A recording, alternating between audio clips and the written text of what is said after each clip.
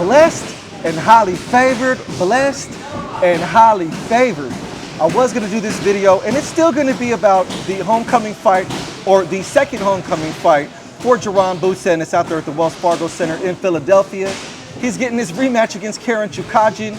It's also going to feature Bam Rodriguez against Pedro Guevera, but blessed and highly favored dropped an Instagram post, Ryan Garcia, stating that he's going to be making his return in an exhibition fight in Riyadh season in January. Anyways, I'm going to cover all that in today's episode. So without further ado, let's head to the studio. Hey, hear him. Down goes Frazier. Down goes Frazier. Hey, what's up with it, family? It's your boy, Hot Boxing Minute, back at you with the uncut realness as only I can deliver to you. I was at the gym earlier getting my workout in.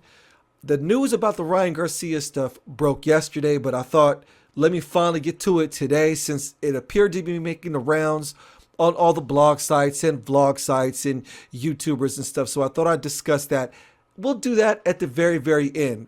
For now, I want to get into some real boxing because we got a lot of real boxing in what looks to be a very jam-packed weekend, you know what I mean? So boxing last weekend was pretty entertaining, and it should be pretty entertaining from here on out until the end of the year. Are you not entertained?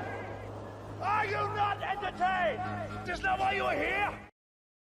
So my previous video went into detail about the other card going on out there in Verona in upstate New York. That's the top-ranked card, the return of Keyshawn Davis.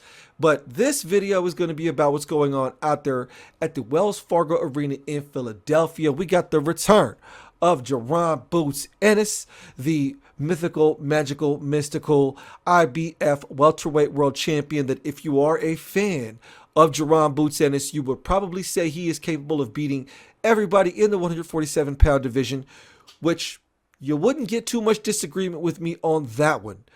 And he's got enough frame and enough size to go up easily to, I'm guessing, at least middleweight to maybe super middleweight. I don't know. That remains to be seen. But Jaron Ennis, undefeated so far in his professional career with a record of 32-0 with 29 knockouts, is getting his rematch, his part 2, which I wouldn't even call it a rivalry, but he is going to be fighting Karen Chukhadzhian once again. Hold on, let me cue this up real quick. Yeah, okay, I got it right there. I got to set this up. Your man, Jaron Ennis, is doing his rematch with Karen Chukhadzhian this weekend. Yeah. Oh yeah. A lot of boxing fans are not too happy about that one. You can thank the IBF for that. This is another mandatory title defense courtesy of the IBF. Now, to get you guys back into the loop of how we got around to this, originally it was supposed to be a Cody Crowley versus Jaron Ennis fight. Mysteriously, Cody Crowley couldn't pass his medicals. So January of last year, 2023, Karen Chukhadzhian stepped in a very uneventful 12-round clean unanimous decision win for Jaron Ennis. He won on all 3 judges' scorecards, 120-108, to much dismay from the fans because the fight overall sucked. If I were to describe the flow of the fight, it pretty much would have been Karen Chukhadzhian using evasive footwork and fighting off the back foot and moving laterally, trying at all cost to avoid engaging with Jaron Ennis. Now, you can't go without knocking Jaron Ennis in that performance. Jaron Ennis had been on something like a 20-fight knockout streak, so he kind of had, a certain aura about him. A lot of fans viewed him as the second coming of Terrence Crawford, the modern-day Roy Jones Jr., whatever embellishment you want to put on him. I've got a lot of high hopes on this kid, Jaron Ennis, even though we haven't got to see him with as tough a competition as we'd like to see. Regardless, he's fighting the people who he can get his hands on. He's fought some reasonably good names. I mean, he put Thomas Delorme out of his misery, beat Sergey Lipinets, knocked him out. Castillo Clayton took his O. Recently knocked out Roy Monvilla, got the nasty struggle bus knockout win over David Avanesyan over the course of 5 rounds, though not in as emphatic a fashion as the way Terrence Crawford did it. Still, he got the stoppage over David Avanesyan, and it was odd. The expectations are so high on Jaron Ennis that even though he got the stoppage over David Avanesyan, people were still complaining. Either way, Karen Chukhadzhian was the last decision he got. That was in January of last year. Karen Chukhadzhian himself has fought 4 times since that first match with Boots. Boots has only fought twice. That would be with Roy Monvilla and David Avanesyan. Oddly enough, I just heard an interview with Speedy Rashidi Ellis, who his name was getting tossed around as possibly being in the mix for a fight with Boots. He ended up getting a decision loss to Roy Monvilla. I think, Rashidi Ellis would be an awesome fight for Boots once Rashidi Ellis gets back into the swing of things, because he's kind of been relatively inactive. But I think Boots might not even want to take a fight like that. I think he only wants championship level fights, or at the worst, number 1 ranked contenders to get rid of his title eliminators, which is what happened here with Karen Chukhadzhian. He strung off 4 wins in a row against very nondescript opponents, mostly out in Germany. And you look on BoxRec on his opponents, and they're really just people who are not ranked very highly. They're more just warm bodies in there to keep Karen Chukhadzhian active. And, against names like Pietro Rossetti, who is 18-4 with 8 knockouts, and Harry Scarf, 13-3 with 3 knockouts. And if you go back and watch the highlight footage, and I believe some of the full fights are on there that Karen Chukhadzhian has been involved in, he looks great against, regional level European competition. But we're talking about Jaron Boots Ennis. Either way, I think what fans are hoping to see is Jaron Boots Ennis put a stamp on that, and get the knockout. Because boxing fans, if there's one thing we want to see some damn knockout. To this day. What we definitely don't want to see from Jaron Ennis is a repeat of that performance last January against Karen Chukhadzhian. Karen Chukhadzhian comes from that Ukrainian school of boxing. He's well schooled. He's got great footwork. He's got great timing. He's got great counterpunching skills. And he's just clearly not on the level, or at least he wasn't in that first fight with Jaron Ennis. This fight could be a little bit different. You never know what can happen in the fight game, but the general consensus is that Karen Chukhadzhian is not worth the time of day. The betting lines so far have it outright win and loss. Jaron Ennis is a minus 3,000 betting favorite. The minus means he's the betting favorite. That means you got to put up $3,000 just to win $100. It's just not even worth it. Karen is plus 1,100. That means if he was to win, you put a $100 bet, you win 1,100. Ennis by knockout, minus 500. Ennis by decision, plus 375. There might be some value in that Ennis by decision of plus 375 for those of you that gamble. I do not condone gambling. Mama always said, don't gamble because that is the devil. And that's my mom. She was crazy religious like that. I don't like that shit. For sure, bro. I don't like that shit. God bless her heart, my Dukes. But either way, if you're going to gamble, maybe Ennis by decision is the play to make. But I think Jaron Ennis is going to get the knockout this time. He's going to make it more emphatic. The thing with him is he cannot go searching for the knockout. In his post-fight speech in that first fight with Karen Chukhadzhian, he said that he made the mistake of seeking the knockout, and he wasn't having fun in the ring. So hopefully this time his mindset's going to be have fun in the ring, despite the fact that all this burden and weight is placed on the shoulders of Jaron Ennis. We're at the point now in the boxing game where you can't even win without getting criticized by fans. I guess unless it's a stupendous knockout against a minus 10-1 betting odds underdog, it doesn't matter. We just saw Floyd Schofield win against Rene Tellez Giron in very handy fashion. It was a pretty awesome performance. It was a win, but he was heavily criticized online. That's where we are in the boxing world right now. If you're not getting, I guess, a stupendous knockout, or you get a decision and people don't view it as, I don't know what boxing fans are looking for, but a win is a win is a win is a win, regardless. And even after the first fight with Karen Chukhadzhian, Boots ended up getting those 2 stoppage wins over both Roman Villa and David Avanesyan, the Josh Kelly Slayer. But the other champions in the division include Mario Barrios with the WBC. You got Brian Norman Jr. with the WBO. Brian Norman Jr., he was offered a career-high payday a little over $1 million, but after taxes, I guess, and paying his management fees, it would have been less than $1 million. So he turned down the title unification opportunity with Jaron Ennis, and that was a bad look for Brian Norman Jr. I ain't gonna call it ducking. You decide what it is you want to call it, but it would have been a career high payday for Brian Norman Jr. Man, this is some bullshit. Hey, boxing fans are unforgiving. It is what it is. I think Brian Norman Jr. should have taken that fight. Imanta Stanionis has the WBA. He's currently wrapped up in something with Giasov. Now, depending on the winner of that, I could see possibly Stanionis willing to fight Giasov. I believe Giasov is with Matchroom, and so is Boots. Stanionis, I don't know who he's with. Last I heard, he was in limbo with the PBC, very unhappy because he wasn't capable of getting those fights. Mario Barrios is currently dealing with his new baby, and I think he'll be back in the mix. I personally don't feel like there's any urgent rush on behalf of anybody in the 147-pound division that has a belt to fight that man, Jaron Ennis. Look at it how you want it. I don't think really any of them would beat Jaron Ennis, but I would be interested in seeing any of them fight him. I think Jaron Ennis said he has plans to go undisputed at 147 pounds.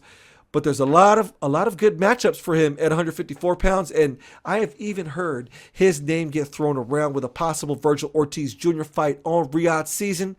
Hey, Virgil Ortiz Jr. is still with Golden Boy. They have a good working relationship with DAZN and Matchroom, and all of them are working with Turki Al Sheikh, His Excellency, out there in Riyadh season. So hey, put up the money. Let's see them fight after this. I'm down to see Virgil Ortiz Jr. and Jaron Ennis at 154 pounds. Let's make it happen. We got Terrence Bud Crawford, who just recently became a champion with a win over Israel Madrimov. You got tough competition, guys like Serhij Boacek. You've got, he just recently lost to Virgil Ortiz Jr., but that'll be a fun fight to see where exactly Boots Ennis is in that division, 154 pounds. He has the task in front of him, Karen Chukhadzhian. I am going to lean in favor of Jaron Ennis by stoppage. I think he's going to take his time. I would like to think hopefully he practiced cutting off the ring, and hopefully Jaron Ennis gets the stoppage because it would be emphatic, and it would be a great way to recover when you're telling the story arch of Jaron Ennis. You want to be able to say, hey, he had this dude, Karen Chukhadzhian, this well-schooled Ukrainian who had great feet movement, who kind of made it tricky. Now, don't downplay what Karen Chukhadzhian could bring into the ring. This is boxing, folks. Any number of things can happen, and you never want to completely dismiss an opponent.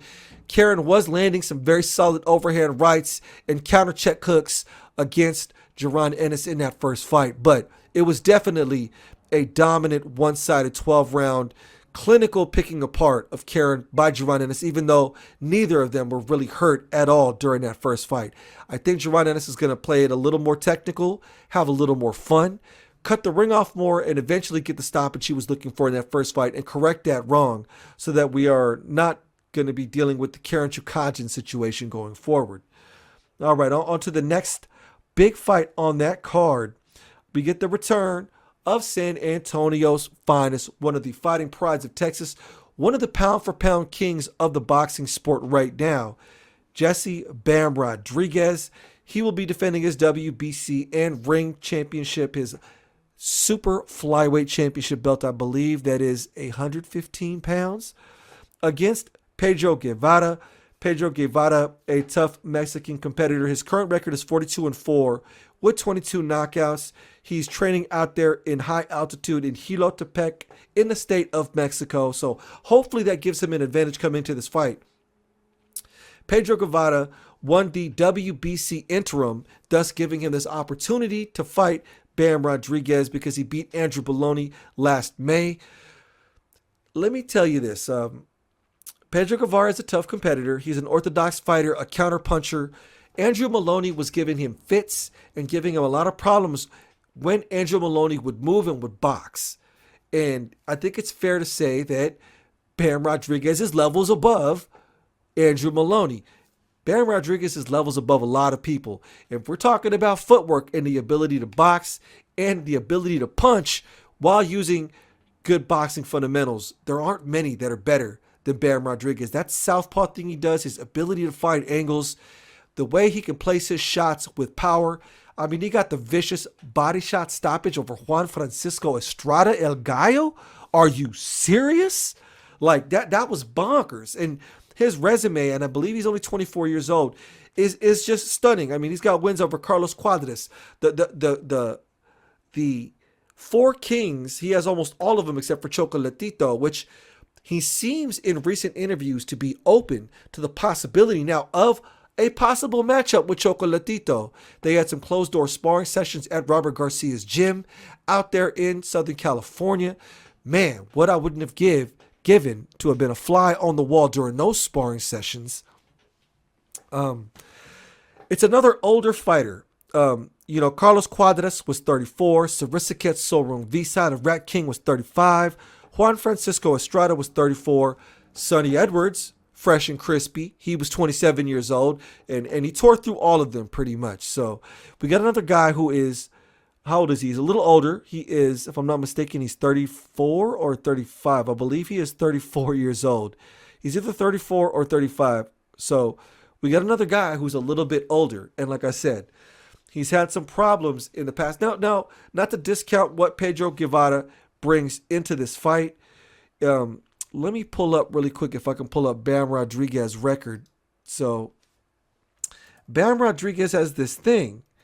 If he feels, it seems to me that if Jesse Rodriguez does not feel you are a big enough challenge, sometimes, he doesn't really bring that funk the way he did. So after he got the stoppage win over Rat King, he got in a fight with Israel Gonzalez that went the full distance.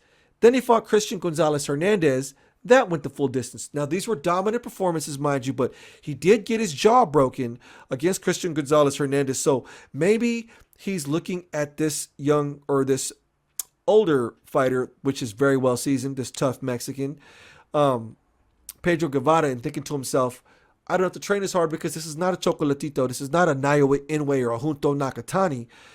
It might go the full distance. So who knows? Maybe Bam Rodriguez decides he wants to level up this time and not take anybody for granted or not potentially get his jaw broken because he takes an opponent lightly. We won't find out till he gets in the ring. I don't see what this man Pedro Guevara is going to bring into the ring against Bam Rodriguez. Bam is that dude. Bam, like I see him and I just get glimpses of Michael Carbajal, Piedras, Manitas de Piedras, the man who had that awesome rivalry with Chiquita Gonzalez. I believe Michael Carbajal was the first American flyweight boxing champion to get paid over $1 million for a fight or to make seven figures. And this was like in the early 90s. Michael Carbajal was a former U.S. Olympian. I believe he was on the same Olympic team as Roy Jones Jr., if I'm not mistaken. So this was around that same era. And, Bam Rodriguez currently has the highest power connect percentage rate in all of boxing at 48.1 or 49.1%. That's almost a 50% connect ratio, folks. So let me tell you, when you're watching a boxing event, right, and they give you the CompuBox stats about 4 or 5 rounds in, if ever you hear them say that one of the guys has an almost 50% or an over 50% power punch connect ratio, you're basically watching a landslide. Very rarely will you see a fighter who is on the opposite end of that 59% or 50% connect ratio come back to win a fight. That kind of accuracy is bonkers. So I am definitely going to be leaning on Bam Rodriguez to get a stoppage in that one. I don't see it going the distance. Maybe, like I said, Pedro Guevara is not going to have Bam Rodriguez firing on all of his pistons, but I think Bam Rodriguez wants to make another example out of him because Bam Rodriguez has a couple of really big fights looking on his horizon. Not really so much going on in the Super Flyweight division, although we can go check the boxing rankings. Let me see if I can pull this up real quick on what's going on in his division. Boxing rankings. Let's pull up this data to see what it's looking like around the Super Flyweight division. The fights I'm most interested in with Bam Rodriguez do not even include his division, to be honest.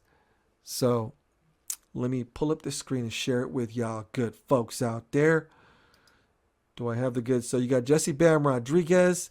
He is the big name right there. You've got Juan Francisco Estrada. You got, Fernando Martinez, the vacant IBF. You got, who is that? Fumalele Kafu. I can't even pronounce that. I'm not even going to pretend like I know who that is. But Oh, Kazuto Ioka. That would be an interesting fight. I would be down to see that. He moves up a division and it gets very interesting. You've got Yoshiki Takai. That name right there, Junto Nakatani. That's the name I want to see. I want to see Junto Nakatani, but who knows what the possibilities are.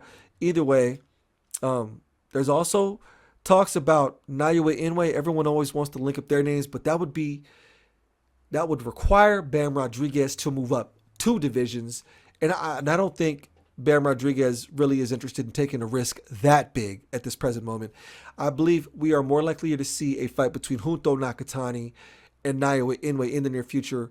I got a chance to go to a dinner with his trainer. Why am I forgetting his name? Rudy Hernandez. Coach Rudy Hernandez, who's been training Junto Nakatani since Junto Nakatani started his professional career. He is the brother of Chicanito Hernandez. Rudy Hernandez told me that he has been trying for years to get a fight between Bam Rodriguez and Junto Nakatani. Him and Robert Garcia, they're all part of that Los Angeles boxing scene, so they're constantly working with each other's fighters and helping, get their work off. And he said that there's never any really big interest or was never really a big rush to see Bam Rodriguez in the ring with Junto Nakatani as far as Bam Rodriguez's end with Robert Garcia. This is from that man, Rudy Hernandez. You can ask him this yourself. And Rudy did seem very confident in the possibility of a Junto Nakatani and Naoya Inoue fight, possibly middle or late next year. I like that matchup too. Junto Nakatani is tall. He's a knockout machine. And of course, there's Naoya Inoue, who is the number 1 pound-for-pound boxer on earth, depending on who you ask. It's somewhere in between him and Oleksandr Usyk, Terrence Bud Crawford. That's very, very, very good company to keep. So, how do you think those fights end up out there in Philadelphia, folks? Do you think Jaron Ennis gets the stoppage? Do you think Bam Rodriguez gets the stoppage? Let me know in the comment section how you think those fights end up. Hit that like button if you haven't already done so. Let me see what's going on with the rest of that card. Oh, yeah. It's actually kind of a stacked card. I don't know if it's going to be very interesting on the matchups. You got Raymond Ford moving up to the super featherweight division. He lost his belt at the hands of Nick Ball. And he even said that he didn't want to be in that division anymore. He had trouble making that weight. So he's moving up to 126 to fight a seasoned veteran of that division, Orlando Gonzalez. Tough Puerto Rican Orlando Gonzalez is a veteran of the Pro Box circuit. Pro Box doesn't play. They do tough matchmaking on Pro Box. And Orlando Gonzalez has won his last 5 fights. This is a great test to see where Raymond Ford is as he moves up to the super featherweight division. You got to give Eddie Hearn his credit with Raymond Ford. Raymond Ford was the first American fighter that Eddie Hearn had signed at the beginning of his pro career and led him all the way to a world title. So if Raymond Ford did it once, he can do it again.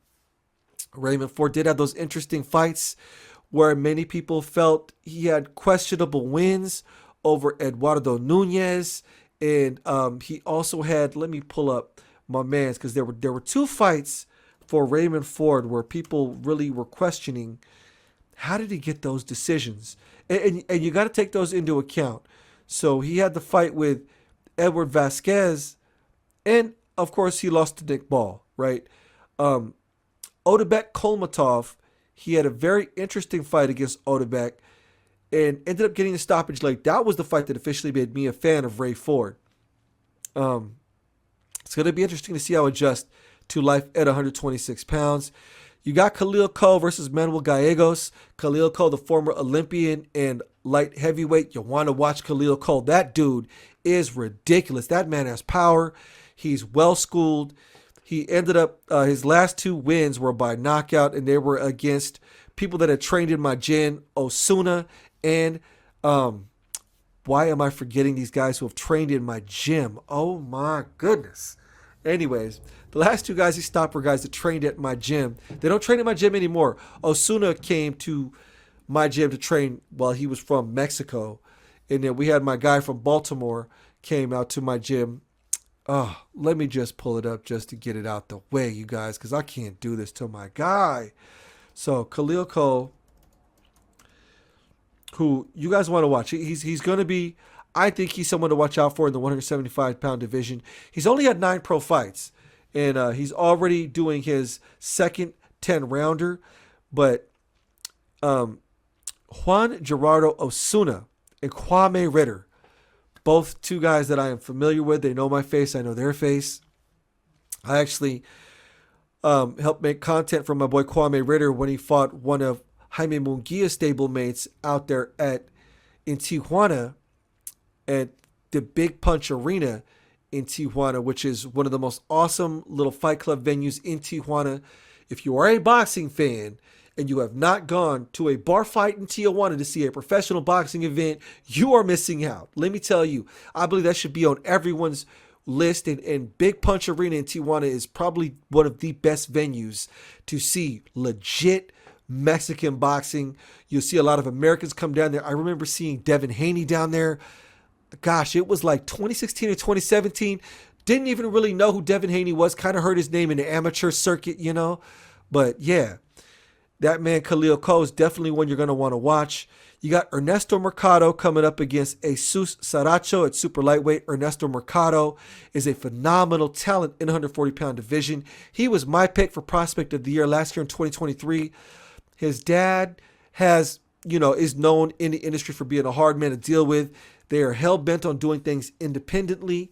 But Ernesto Mercado is definitely one of those talents you're going to want to watch. It's good that he's finally working with Matchroom. He's finally working on a big platform. So hopefully we'll see more of Ernesto Mercado in the future. We've got Ammo Williams coming back after that crazy loss he experienced at the hands of Hamza Shiraz. Hamza Shiraz, who is in talks with fighting the new Gennady Golovkin replacement for Kazakhstan, Kazakh style. And I don't know why I'm forgetting that guy's name, but Austin Williams making his return to the ring at middleweight against Gian Garrido. Ammo Williams is a tough, great competitor, a lot of power, a lot of potential upside, but Hamza Shiraz was that dude, so I'm looking forward to seeing him in the ring. We got the professional debut of Zakeem Moses against the infamous TBA. Zakeem Moses, y'all. Let me tell you. Ooh. Watch out for that man, Zakeem Moses. He is trained by Wally Moses. He is trained by the same guy and trained the same amateur system as Shakur Stevenson. They essentially grew up together. Zakeem Moses is the last person to hand Kermel Motan a loss in the Nationals. I believe it was 2013, just before Kermel Motan went pro. So expectations are high for Zakeem Moses. He's one of those guys, over 100 amateur fights, multiple national titles. So you're going to want to see how he does if he is on the televised portion. Hopefully he is. Now, last but not least, we're going to go into the big news of the casual boxing world. Dun, dun, dun, dun, the man, the myth himself. Highly blessed, highly favored, Ryan Garcia. He announced on Instagram yesterday that he was going to be making his return to the ring against Jaber Zayani. It looks like it's tentatively scheduled for January of 2025. Jaber Zayani is not somebody that is high on people's radars, and righteously so.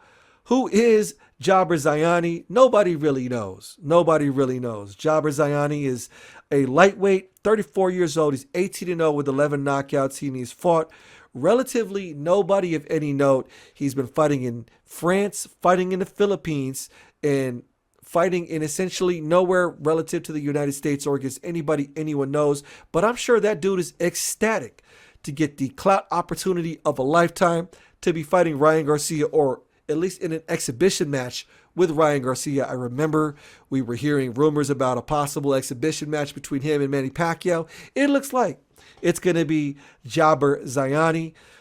I don't know if this is a good or a bad thing. It's boxing. Ryan Garcia brings eyes to the sport. He's polarizing. He's a character. So you got to talk about Ryan Garcia because it's Ryan Garcia. He's serving out his suspension by the New York State Athletic Commission, and that doesn't end until April 25th of 2025. That is relative to his April 20th Osterine win over, well, it got turned over actually, but that infamous fight with Devin Haney. I don't even know what Devin Haney's going to be doing. I recently heard him on an interview, or Bill Haney on an interview, and he stated that they were very interested in possibly getting a fight with Blair Cobbs, which would be interesting. Blair Cobbs recently got done beating Adrian Broner in a catchweight fight. Adrian Broner I don't know what his story is, but I think Adrian Broner should hang him up before something really bad happens to him in the ring. He looked all the worse for wear, and damn, that's a shame. But I would love to see Blair Cobbs against, that man Devin Haney. I think it would be in Devin Haney's best interest to get a not so hard puncher as a tune-up fight just to make sure all the bells and whistles still work. I believe that fight, that rematch with Ryan Garcia, is a big money fight just waiting to happen. I think they sold, supposedly, according to Oscar De La Hoya, 300,000 pay-per-view. I think because of the big scandal regarding the Osterring test and Ryan Garcia coming in heavy and all the crazy stuff that Ryan Garcia does online to attract attention, I think a rematch with Devin Haney would be even bigger. I think Devin Haney is obviously motivated because he wants to help fix his brand. He's filing this lawsuit against Ryan Garcia, and the only way to really appease these boxing fans is to get it back in blood. That's just the long or the short of it. It doesn't make any sense to me to penalize Devin Haney in the public's eyes because of what happened with Ryan Garcia, but he is catching the bad end of the stick on that one because his reputation is in the dumpster right now on social media. I don't know. It beats me what goes on in the minds of boxing fans, but, it's Ryan Garcia. He's in the news, and he will be, I guess, fighting in Riyadh season in January. What do you guys think about that? Is that a good thing? Is it a bad thing? It's Ryan Garcia. Should Ryan Garcia run it back with Devin Haney? Is there any interest in seeing Ryan Garcia in a exhibition fight against a relative nobody in Jabir Zayani? Let me know in the comment section what you think about that. I'm going to end this episode here. Thank you all for paying attention. If you are here until the end of this video, hit that like button. If you have not already done so, folks, hit follow if you haven't already done so. You know how the algorithm works. Till I catch you next time, y'all, this is Hot Boxing Minute. Peace.